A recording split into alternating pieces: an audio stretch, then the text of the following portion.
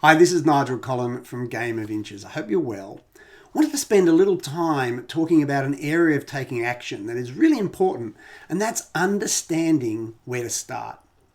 There's an old tale, an ancient story about a very wealthy merchant who wanted to live on the third floor of a building. Because if you lived on the third floor, if you had a home on the third floor, that was about as high as you could get back then.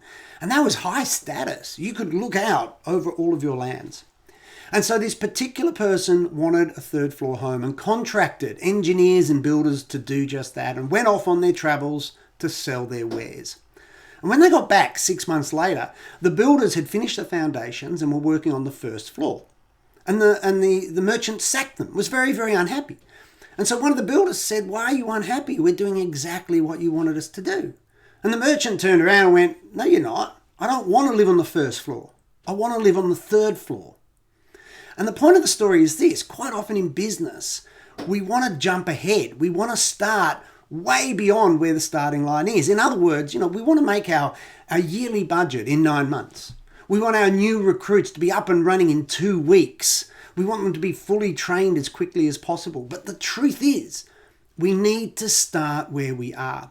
And as leaders, we also need to understand that our people will be starting at different levels as well. They've got different experiences, different capacities, different skill sets. And so that we need to understand to help them and support them start where they are. And it's an integral part of the game of inches, by the way, because the temptation is often to get things done as fast as we can, to jump the gun, to move to the finish line without thinking about the preparation, the parts of the puzzle that need to be put in place to begin with.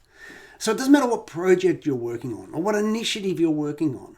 If you want to drive sustainable growth, think about the importance of starting where you are. And more importantly, helping your team start where they are. If you're interested, down below in the comments, I've put a link to a blog I wrote on this very, very piece. So have a look at that. And if you do have any questions, please feel free to reach out. Talk soon.